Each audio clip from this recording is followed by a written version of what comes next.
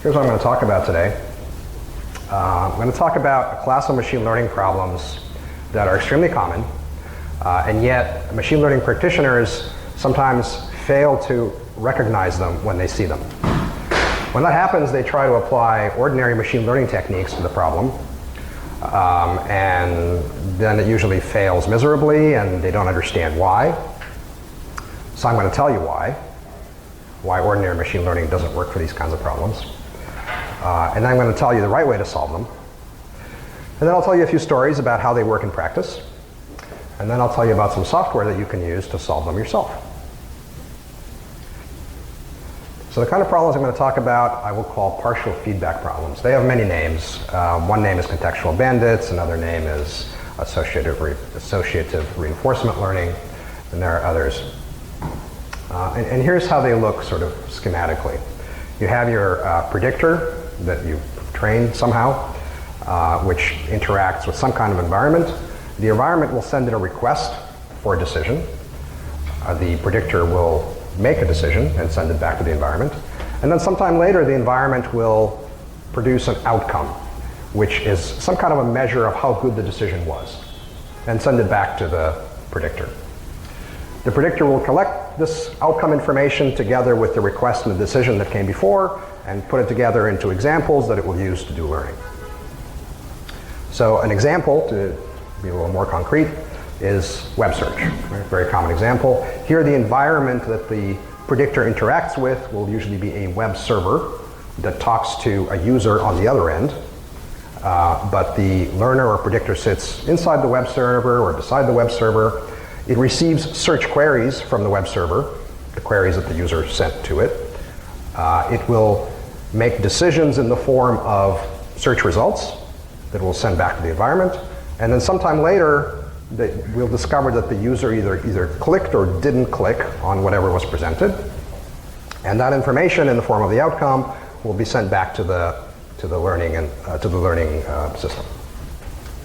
So that's a very common example. Maybe a less common example is if you're running a chat help center. You might do some machine learning there if you're running a large help center to help route the chats to whatever is the best group of experts to help with different topics. Right? So you'll have different expertise in different groups, and you want to route each chat to a different group. So here, the request comes in the form of a description of the problem that the customer is having. Why are they starting the chat in the first place? The decision is which skill group should this customer's chat session be routed to. And then sometime later you'll get a customer satisfaction rating for some of these chats. And so that's the feedback that you're going to use to decide whether the decision was a good one, whether the routing decision was a good one. Of course, lots of other factors also go into the customer satisfaction rating. But that's okay. You can still use it to learn, to serve as a feedback signal for whether your router did the right job. So the distinguishing characteristic of these kinds of learning settings is that we don't know what would have happened, what the outcome would have been if a different decision were taken. Right? If you send a bunch of search results to a user, you can see if they clicked or not, but you don't know if they would have clicked if you sent them a different set of search results. Right? You don't know what the customer satisfaction rating would have been if you routed that call to a different group. Okay. So where do these problems arise? Well, all over the place online. Right? Most of the most popular things we do online involve this kind of machine learning. Right? Anytime you have a user interacting with a system and you're getting some feedback from the user, chances are you're dealing with a partial feedback problem. It also arises a lot offline. Right? So if you're trying to do machine learning for medicine, let's say, maybe you're modeling a doctor who prescribes treatments for certain diagnoses to patients, and then later you see if the patient recovered or not, or how well they recovered. Right? You don't know what the outcome would have been if the doctor made a different prescription. Or let's suppose you're a loan officer at a bank. Right? You have people coming to you asking for loans. You make a decision about giving them a loan for a certain amount of money. And later you see whether they were paying it back on time or not. You don't know whether they would have paid it back on time if you'd given them a different amount of money. Okay, so it arises all over the place. To understand why ordinary machine learning can't be used for these problems, it helps to understand Simpsons Paradox. How many people understand Simpsons Paradox? Very few. Okay. Well, I have to tell you, the first time I saw this, it blew my mind. Right? I was like, there's got to be something wrong here. This can't be right. Well, it is right, and I guess that's why they call it a paradox.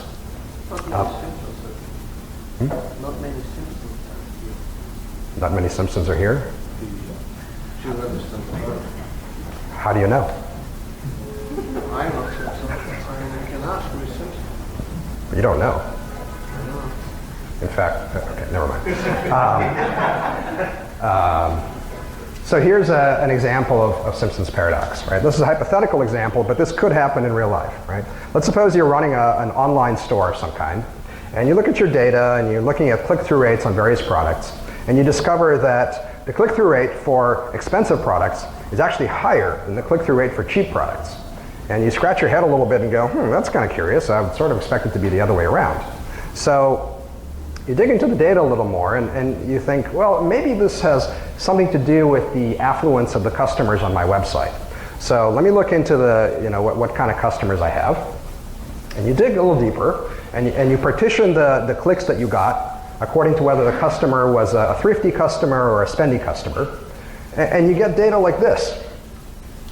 Right? You see that if you look at the thrifty customers in isolation, their click-through rate is higher for the cheaper products. And if you look at the spendy customers in isolation, their click-through rate is also higher for the cheaper products. And yet, when you add up all the numbers, the click-through rate is higher for the expensive products. First time I saw this, I was like, whoa. So it does add up, right? So the denominators in the third and fourth columns add up to 3,500. Same as the denominator in the second column in both rows. The reason this happens is because of the skew, right? So you'll notice that denominators are much higher. Can you see my arrow? Yes, you can. Here and here than they are here and here. Okay, and just the way the math works out, this can happen, right? So this is really weird. So, of course, the reason this is relevant here is because of the information that we don't have, right? Remember how I was saying that the characteristic of these kinds of problems is that we don't know what would have happened if? Well, it's the same thing here, right? We don't know what the thrifty shopper would have done, the thrifty shopper in this cell, right? We don't know what they would have done if they were shown the expensive product instead of the cheap one, right? Each one of these clicks corresponds to a situation where we don't know the outcome of the other possible thing that would have been shown. So how does this play out if we look at it as a supervised learning problem, as an ordinary supervised learning problem, right? Well, what would happen if we knew the missing information, right? Let's just suppose that somehow some magic oracle tells us that whenever a cheap product was shown to a thrifty shopper, they would not have clicked on an expensive one, right? So if for that shopper, instead of showing them a cheap product, we showed them an expensive one, they would not have clicked it, ever. Okay, well, that additional bit of information allows us to modify our little table like this, right? We're going to take this denominator and we're going to add it over here. Right? Because now we know that out of all these people, the fraction that would have clicked is 0. Right? So now we know more about what would happen with the expensive products and thrifty shoppers. Right? And in fact, if we add this missing information, suddenly the click-through rate plummets, right, to 1.6, to like 1/5 or something of the original value. Well, that's a little more intuitive now, right? And of course, that makes this average go down too, and now the click-through rate is larger in the cheap row for all three columns, right? So you see that knowing this information that we normally don't have can totally flip our conclusion. Okay. So Because of Simpsons Paradox, the data is biased. It's biased in such a way that if you look at it without considering the information that you don't have, you're going to draw wrong conclusions. Now you may be thinking, okay, well, this is a contrived example. In real life, things usually come out in the wash. What if I just, run supervised learning on this anyway? Okay, let's try it. Here's the table from before. Right? How would we actually construct the examples that we would use for learning from this data? Okay, let's construct the example set, right? We basically have two features, the type of shopper and the type of product are shown, with two possible values each, so that's 4 different kinds of examples we can have. But we have lots of different instances of each kind of example, so we'll just have many positive examples and many negative examples of the same example. That's okay, right? We'll just look at the ratios. So for the positive examples, the numbers will basically come from the numerators in this table. And for the negative ones, it's whatever's left over, right? So it's the denominator minus the numerator. And naively, yeah, we could just throw this into our favorite classifier and see what happens. But to look at this from the point of view of a supervised learning problem, what we have to remember is, again, all the data that we don't have, right?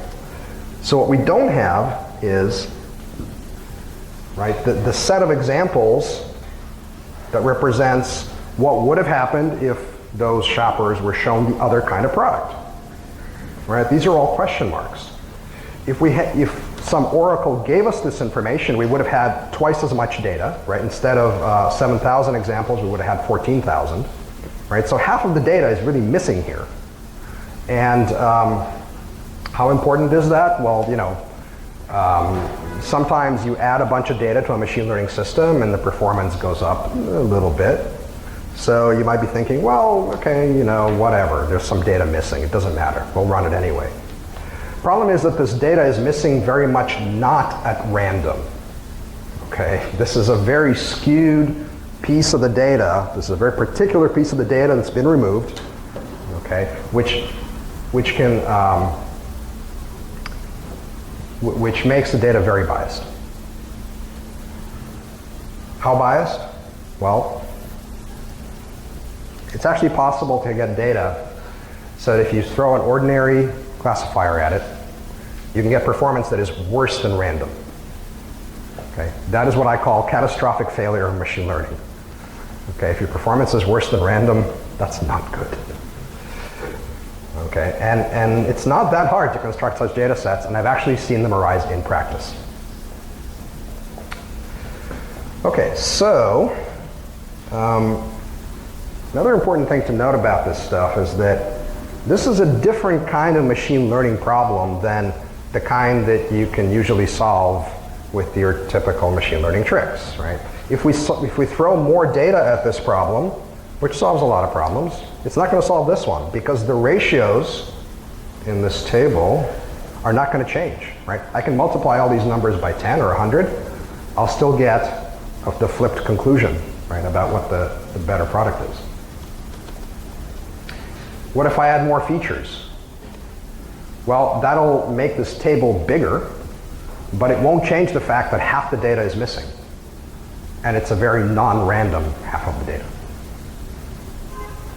And what if I throw a better learning algorithm at it? It doesn't matter. Garbage in, garbage out. Okay. Let me back up 1 sec. So now some of you are probably thinking, well, of course, this is why we do A/B testing. Right? We know that there's all kinds of factors we can't control. We know there's a lot of non-randomness in our data. So we're going to run controlled experiments before we put anything in production.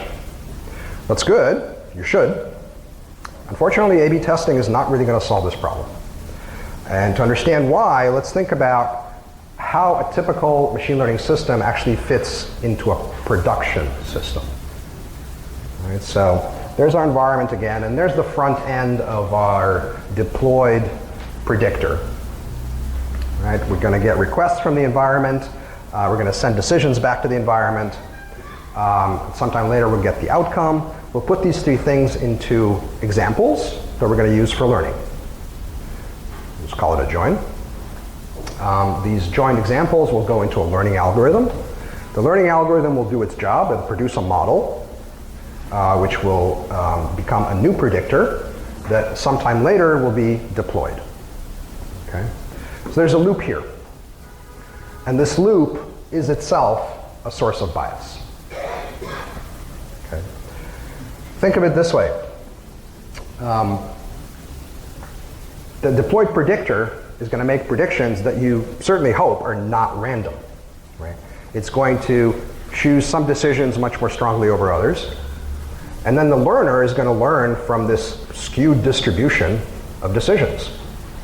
Right? No matter how much A/B testing you do before you put this stuff in production, as soon as you go around this loop once, your bias is back. Okay.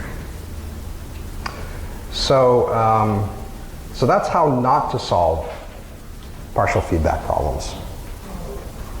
How should we solve partial feedback problems? To answer this question, I'm going to answer 3 sub-questions. Okay? Question 1 is how to debias the data. Once we know that, question is how do we evaluate a new predictor that we're considering given the method that we used for debiasing? And then question 3 is how do we find an optimal predictor efficiently given that we have a method for evaluating a given predictor? So question 1, how do we debias the data? Here's the example from before again.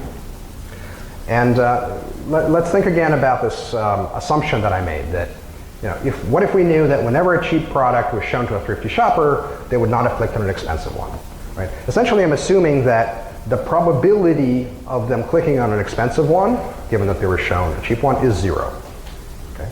But in general, it doesn't have to be 0. It could be something else, right?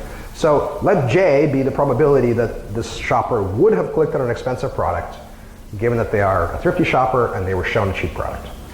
So then, instead of 55 in this numerator, we would have 55 plus J times this denominator. Okay, it wouldn't be 0, it would be some other fraction of those users. And as I showed, that changes your conclusion, right? And this is a way to debias this one cell of the table. Okay, but we could do this for all the cells. Right? We could get estimates for the missing probabilities for every cell. Then we could draw unbiased inferences. Now, of course, to get those estimates, we need data to get the estimates from, and we don't have this data. Right? That's the whole problem, is that we have missing data. So what are we going to do? We're going to create this data. We're going to create it using a method called exploration. Actually, it's a set of methods called exploration. If you've heard of the trade-off between exploration and exploitation, that's exactly what it's referring to. Right? It's that exploration. Exploration basically means that in a small fraction of the cases, we are intentionally going to make a suboptimal decision, just to see what would happen. Where it fits into the machine learning production system is that right where you have your deployed predictor, just before you send the decision to the environment, you add another component, right? Another bit of software that does exploration. Right? In a small fraction of the cases, it's going to not take the decision that actually came from the predictor, it's going to take a different decision and send it to the environment. Okay. Now there are different methods for doing exploration. Let me just go over a few of them. Perhaps the simplest one is called tau first. What you basically do is that for the first tau rounds, or the first tau visitors to your site or what have you, you're going to make decisions uniformly at random out of the available decisions. And then after that, you take the examples you've collected, you train your unbiased predictor, you deploy it, and then you just use the predictor and then you exploit. Right? So this method is okay for initializing a system, maybe, but it's not adaptive. Right? If your product lineup changes, or your set of movies that you're recommending changes, or anything changes about the distributions that you're dealing with, your predictor becomes out of date. and you got to redo stuff. So tau first is, like I said, good for initialization, but it's typically not used long term. Something that is adapted is called epsilon greedy. And it's still really simple. All you do is you say, I'm going to fix a probability epsilon. And with probability epsilon, I'm going to make a decision uniformly at random. And with probability 1 minus epsilon, I'm going to actually listen to my predictor, whatever the deployed predictor is at that time, and take the decision that it recommended. And you're going to do this forever. Okay? So in particular, this means that if your distributions change, right, you're still exploring, you're going to notice that things changed. Right? And you're going to collect data that's useful for the updated distribution. You're going to feed it to your predictor. Life will be good. The downside is that because you're making decisions uniformly at random, sometimes you'll make really bad decisions. Okay, which is okay for some applications. If you're recommending news stories to readers online and they see that one of the news stories doesn't really pertain to them, big deal, they'll read the others, right? But if your grandma is searching for movies to see, you probably don't want to recommend The Terminator or something like that. So epsilon greedy, good enough for a lot of applications. Sometimes you need to do better, and we can do better. There's another method called softmax, where the probability of decision of any given decision is proportional to a score that we keep for each decision, right? Relative to the other decisions, right? So the best decisions are made most often by far, but the other decisions are made rarely. Still, you can explore that way, and if you have enough data, that's maybe your best choice. The most sophisticated method that we know today is called epoch greedy. I'm not going to explain why epoch, but the idea is that you explore only in the situations where you have low confidence about making the right decision. Okay? So if somebody types Facebook into your search bar, you know you need to send them to facebook.com. You don't need to explore. Okay? But if somebody asks for a recommendation for a cooking recipe and you've never seen this user before and you have no idea what they like to cook, maybe you'll ignore whatever information you happen to have on them and just pick something at random. So statistically this is most efficient, but it is more complicated because you need to keep track of things like deviation bounds, and that takes a little more software. So that's how we're going to debias the data. We're going to do exploration. As I mentioned, there is a trade-off between exploration and exploitation, which translates to a trade-off between price you pay now and price you pay later. Of course, everybody's goal is to minimize the total price. Chances are that doing zero exploration is not the right way to maximize it.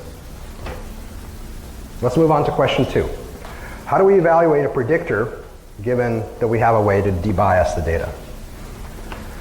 So let's introduce a variable here, right? Variable v will be a scalar, right? This is something we want to optimize, and this is the measure by which we're going to evaluate our predictor. Right? It's going to be a number. For whatever partial feedback problem you're dealing with, we can come up with a way to encode the outcome into a number. So if we're looking at click rates, maybe click means v equals 1 and no click means v equals 0. There's all kinds of ways. So exploration gives us a way to measure v for all possible combinations of request and decision. So we already have a way to evaluate the average of v over the data that we've seen. Right? It's just the arithmetic mean, right? Formula you see here. What we'd like to know, though, is what would have been the average observed outcome if we had used a predictor pi that we want to evaluate on the same data. And the problem is we can't compute it exactly because chances are this predictor pi is going to make some decisions that are different from the ones that were actually made, and we don't know the outcome for those decisions. So how do you evaluate? How do you compute v? Well, we can't compute it exactly, but we can estimate. There's a wrong way to estimate, a very obvious but wrong way, which is just evaluate it on the examples where its decisions happen to match the decisions that were actually made. Right? So ignore the places where we don't know, and just focus on the places where we do know. Okay, this is wrong because it will be skewed towards the decisions that were observed more often. Okay, contrary to what our predictor that we want to evaluate might want. Right? This is biased. The right way to do it is to replace the observed decision probabilities with the probabilities that would have resulted from using predictor pi. Okay, and this is called inverse propensity score estimate. Okay, and the way it works is we're going to divide by one probability and multiply by another. Right? So it's kind of a reweighting, if you think of it that way. Right? We're going to remove whatever weights existed in the data before, and we're going to replace them with the weights that the predictor we're looking at prefers. Okay, divide by one probability, multiply by the other. So it's a weighted arithmetic mean, weighted towards the predictor we want to evaluate. A couple of interesting points about these probabilities. The one on top, well, for every example, the predictor either made that decision or it didn't. Right? So that probability will be either 0 or 1 in each case. And what about the probability on the bottom? Where does that come from? Where it comes from our favorite method of exploration. Right? So for example, if we're using epsilon greedy, and we set epsilon to 0.1, and we have 4 possible decisions that we're choosing among with it, so then each one of them would have been selected with probability 0.025. Did I get that right? Yeah. So that's the probability that goes in the denominator for that decision. Because we've done exploration and we've recorded the probabilities, we can compute this estimate. Now the really cool thing about this estimate is that there's a theorem that says it is unbiased. I'm not going to go into the theorem here today. You can read about it. It's unbiased as long as we avoid division by 0. Okay? That's what makes it the right way to do this. So that's the answer to the second sub-question. How do you evaluate a given predictor? Let's move on to question 3. How do we find the optimal predictor efficiently? Well, let's do a little thought experiment. What would we do, or how would we do this, if we happen to know all that missing information, right? If we knew all the possible outcomes for every decision that was made in every decision that could have been made in every example. Well, then it becomes a straightforward optimization problem, right? It's an instance of cost-sensitive multi-class classification, which is equivalent to ordinary multi-classification with examples weighted by the outcome measure. And there are standard algorithms that we can use to solve this optimization problem. Some of them very efficient. So that's a nice thought experiment, but of course we don't know all the outcomes. So our data is biased. So what are we going to do?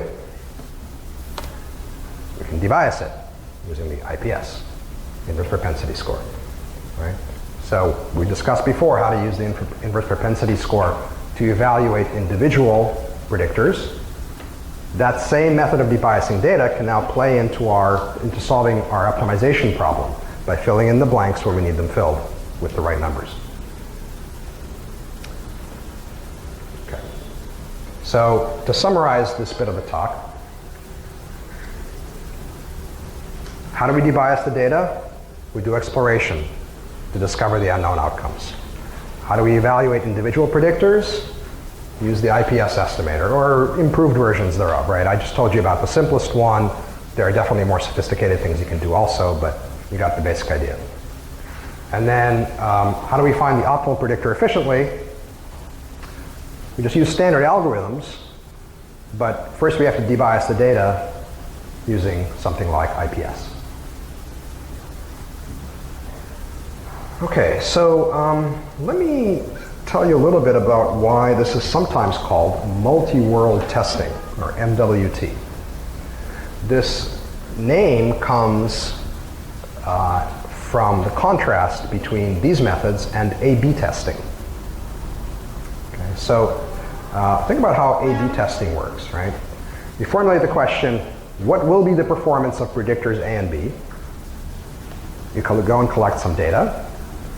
You compare the performance and you answer your question, right? And thereby you've compared two predictors. Well, with the methods I just described, we're going to do it kind of the other way around. We're going to go and collect some data first using exploration with probabilities. And then for m different predictors, we're going to evaluate all of them simultaneously.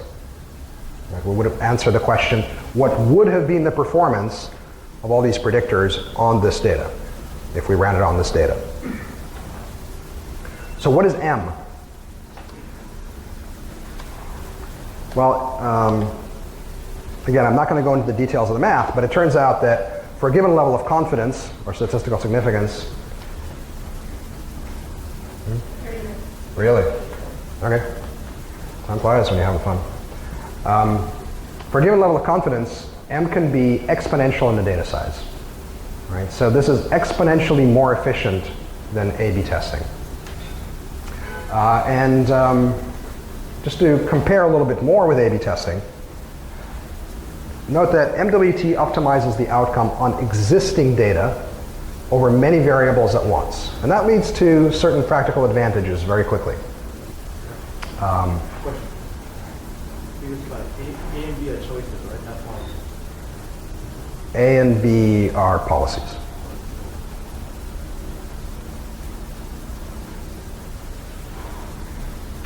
First of all, if you've already got a bunch of data, often you can run new experiments on it without going out to collect more data. You don't necessarily need to wait a week or 2 weeks to collect enough traffic to get new insights, so you can get insights sooner. If your boss or whoever allocated you 0.02% of the traffic to run your experiments on, suddenly you can run a lot more experiments on the same amount of data. And also with these methods, there's a lower risk of errors from multiple hypothesis tests. If you don't know what that is, don't worry about it. If you know what that is, you'll appreciate it. Now, this isn't an end-all and be-all solution, however. A/B tests are still necessary sometimes for several reasons. One is that the performance indicators that you might be interested in might actually be aggregates or might not be assignable to individual examples. So for example, I've been talking a lot about click rates, but if I'm running a website, I might be interested in longer-term measures of user satisfaction, like number of sessions or session length, things like average session length over 2 weeks, things like that, that may not be available as outcome measures for every example in my experiments. So in those situations, I have to run A/B tests anyway to measure those things. Two is that the machine learning system might be just one component of a larger production system, some of whose variables don't play a role in the multi-world testing. So you have to run A/B tests to see how those two things play together. And last but not least, these techniques do make some statistical assumptions that may not be completely accurate in practice. Okay, so you have to be careful. You should still run A/B tests on the final result, but this gives you a way to narrow down your list of candidates exponentially before you go to your A/B tests. Okay, so now I'm going to switch gears a little bit and tell you a little bit about how well these things work in practice. There's been a string of successes going back to at least 2011, which is shortly after this stuff is invented. So, I want to tell you about one particular story today, and this is the work that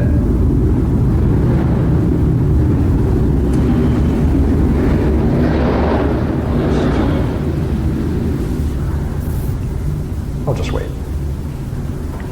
Okay, this is work that I and a bunch of other people did for MSN, people whose names you see here, who are awesome if you ever get a chance to meet them. So the situation at MSN was that A bunch of other people tried to do machine learning for news recommendation at MSN before us, and it didn't work. This happened before I got there, so I don't know why it didn't work, but I would bet a lot of money that it had something to do with the kind of biases that I've been talking about here not being handled correctly. So those machine learning methods didn't work. The way that MSN was operating when we got there was that human editors were curating the stories. Right? At any given point in time, there were 20 or so stories out of which the web page was created, but the stories were chosen by people. Right? There was no algorithm in play. So now I don't know if you've been to MSN.com lately. At the time that we did these experiments, it looked kind of like this. And our goal was to increase click-through rates, pretty typical, specifically for the part of the page that we call the river. And the river is the set of stories in these green boxes, the boxes that I just outlined in green. The way we did that, in addition to implementing the techniques that I've been talking about, is that we use the following prediction algorithm. And we take the candidate stories that were selected by human editors. We rank them according to the deployed predictor at that point in time, using features of the story and of the user. And then with probability epsilon, we swap one of the stories with the top story. That's it. Dead simple. And of course, the outcome then is whether the top story was clicked or not. Okay. And this is the data that we collected, fed back into the learner, redeploy, keep going in a circle. How well did this do? Well, if you work with CTR rates at all, then you know that a gain of 1 or 2% is generally considered pretty good. We got an over 25% average relative increase, which we were told was kind of unheard of in the land of CTR. And we did this without much tuning. What was also kind of interesting is that longer term measures, such as page views per user, also improved. So this shows that sometimes optimizing for the short term gains, if you do it without bias, will also help you to optimize for long-term gain. No guarantees, of course, but at least in this case it did. And of course we did this at scale. You may not know that MSN.com is the default starting page for Internet Explorer whenever it ships fresh, right? And last I checked, Internet Explorer still had about 30% of the market share for web browsers worldwide. So that's a lot of traffic. MSN.com is one of the busiest websites on the web. It boils down to thousands of interactions per second. And MWT was in fact used in production for all logged in users. We managed to do this while increasing the server latency by less than 5%, and using only one core for training. And we updated the predictor every 5 minutes. Right? So this shows that not only can this stuff be accurate, but it can also be very efficient, right? It can do, it can support websites of the size of MSN.com without much overhead. Okay, so while we were helping MSN.com and various other customers, we learned a few things about what to do and what not to do when you're building an MWT system. Most of the pitfalls had to do with logging, right? So in some cases, people decided to record the decision that was made after it had been already modified by downstream business logic. Not a good idea. Sometimes people forgot to record the probabilities with which decisions were made. Those probabilities are crucial. Sometimes people failed to log all the features that went into making the decision. Well, you can't really learn without all the right features. But it wasn't all about logging. Sometimes there was just a failure to understand that the probability that arose out of the randomization that was part of the exploration should not be used as a feature, because that just puts the bias right back into where you wanted to take it out from. And there's also something called outcome timing bias that we learned to avoid.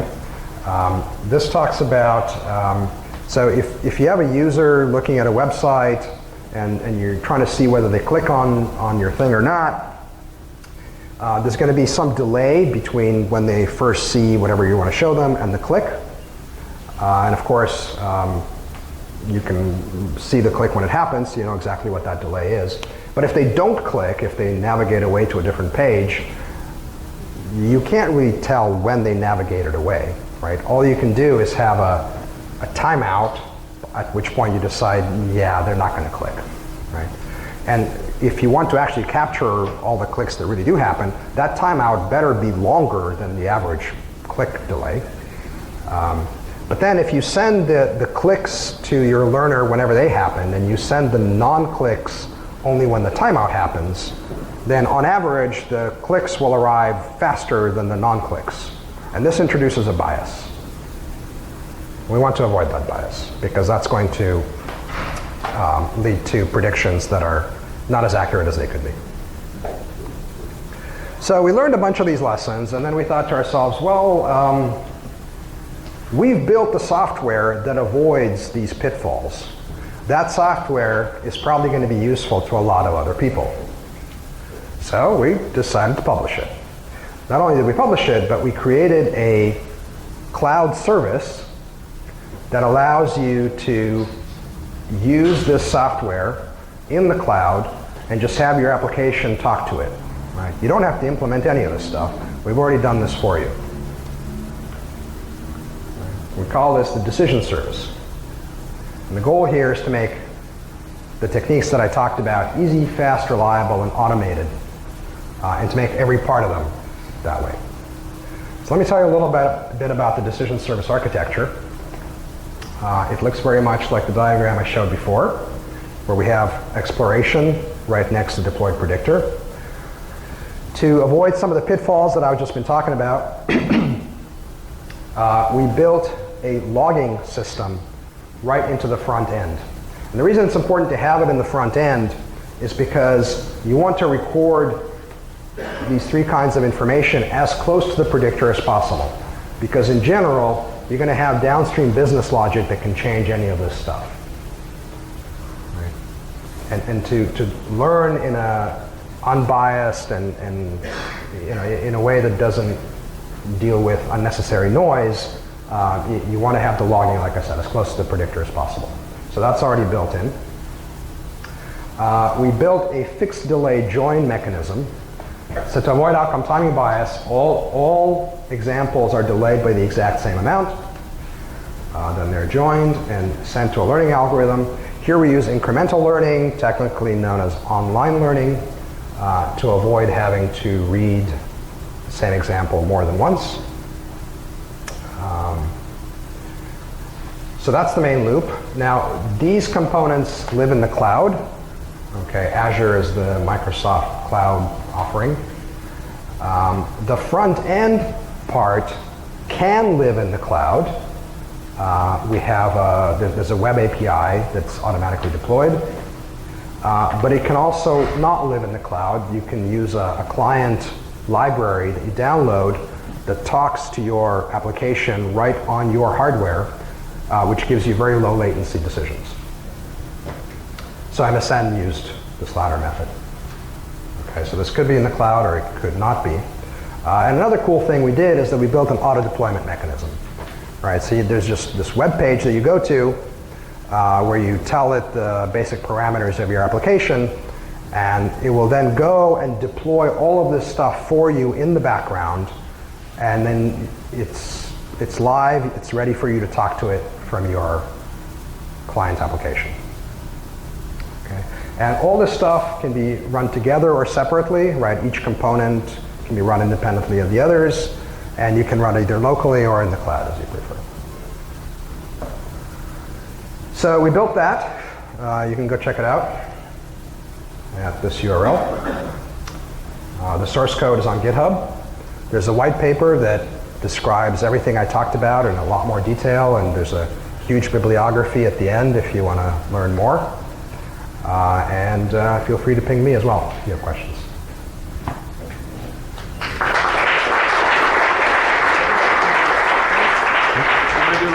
questions for 10 minutes? Cool. Let's do questions for 10 minutes.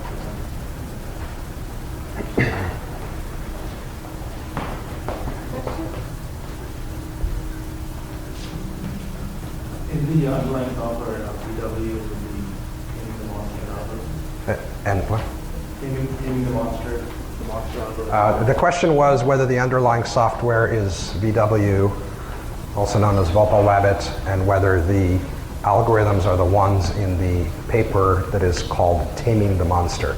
And the answer is it includes those things. And yes, the software is VW, but there's other algorithms as well. There's a drop-down menu you can choose.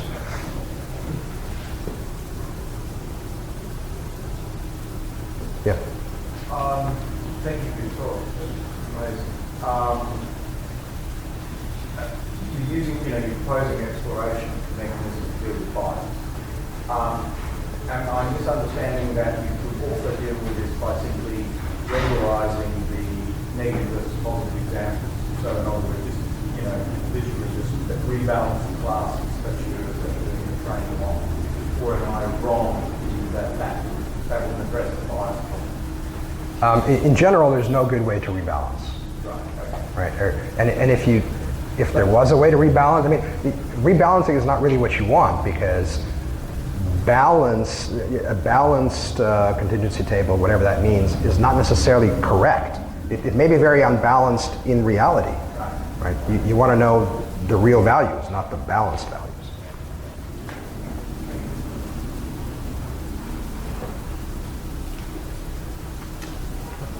Yeah. How do you deal with like an action pool that's constant, constantly changing in content as well as size? So I don't always have like 10 videos, they're not always the same videos.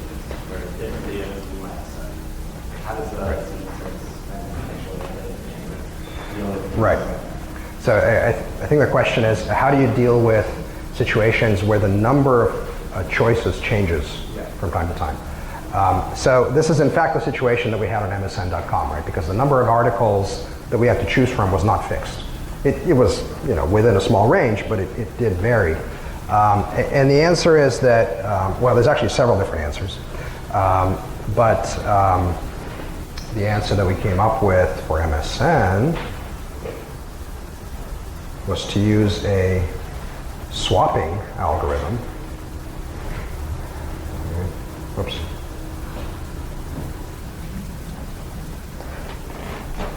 Yeah.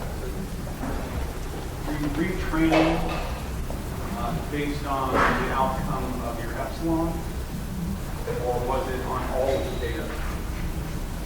I'm sorry, I don't understand the question.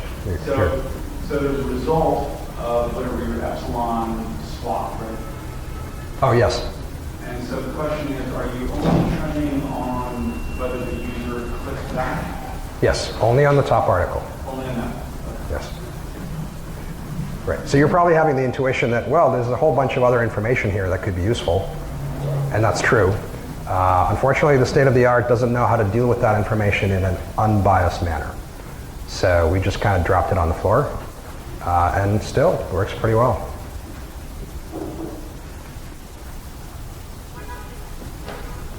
What's the lowest level for epsilon? The lowest level for epsilon that It depends. I mean, there's a very large range, actually. I mean, I've seen applications where 0.01 is good. I've seen applications where 0.5 is good. And of course, if you're using a strategy like tau first, you're actually exploring 100% of the time for a while. So it's a bit of a black art. Yes? Can you give some intuition around how you could have, let's say, 20 different predictors, each having a lot of levels, and you can explore that space, but you also say that you use it experimental samples.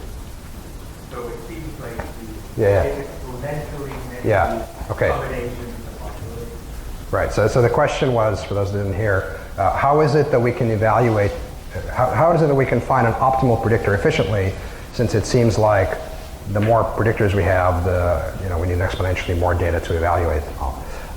The way we get around that is that whenever a set of predictors agree on a decision, we use that decision to help evaluate all of those predictors simultaneously for that decision, right? So this, you can think of it as a big dynamic program.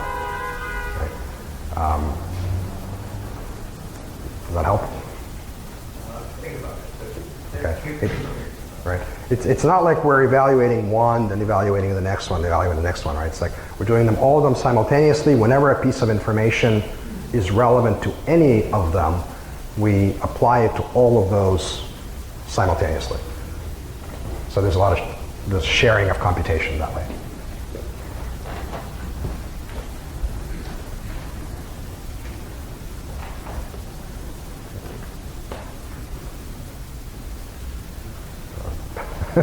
Okay, any other questions? What do you do when the probability goes to 0 for important trading? You don't let Very it. close to 0. You don't let it. Oh, okay, when it's very close to 0. Okay, so this is, the question was how do you avoid division by 0? Right, so I said that the IPS estimator is unbiased as long as you avoid division by 0. What happens when your probabilities are very close to 0?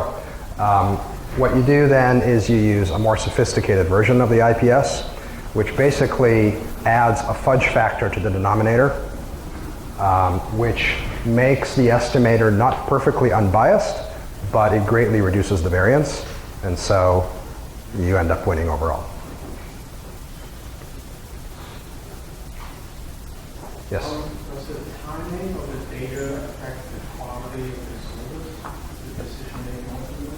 The timing of the data? Yeah. What do you mean by timing of the data? Say that the author created an article, so it's like they're a week apart.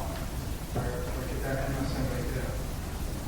Let's say that by some timing, is there like a consideration that would affect like the quality of the recommendation or something like that? Are you asking whether the rate of change? That's the feedback line. Should this setup be workflow if there's only real-time setup, or can it have like all the data feeding it? Well, Affect the quality, I'm still not sure I understand the question. So if you're asking whether this can be done for a non-real-time application where say the outcome comes in much later than the request and decision happens? Yeah, like other consideration of timing, like for the Sure. time of the article that was created. Right. I mean, just think of it this way, right? So the longer it takes you to create an example, right? The longer the delay between the decision and the outcome, the longer it takes you to create an example. The longer it takes you to create an example, the fewer examples you have per unit time. The fewer examples you have, the less learning you can do. So, of course, it'll take longer to learn to a given level. So would it be like correct to say that this is a real-time setup to get the best predictor? No, I wouldn't say it's limited to real time. I would say that the faster that you can generate examples, the faster you can learn. But if you're willing to wait, you can learn, later too. Let's do one more question and wrap up this.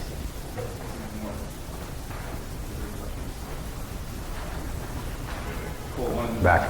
If certain clicks are worth more than other clicks, like the one thing there was sponsored by Microsoft, maybe you want to send more people to your content, not like Variety magazine. How would you kind of integrate that into this model? Well, I would make that part of the encoding of the value function, right? So far I talked about a really simple scenario when a click is worth 1 and no click is worth 0. But you could certainly imagine more complex functions where certain kinds of clicks are worth 1.5 or what have you. It's not a binary, it doesn't have like binary. It doesn't have to be binary, no. All right. Cool. Awesome. Thanks a lot, Tom.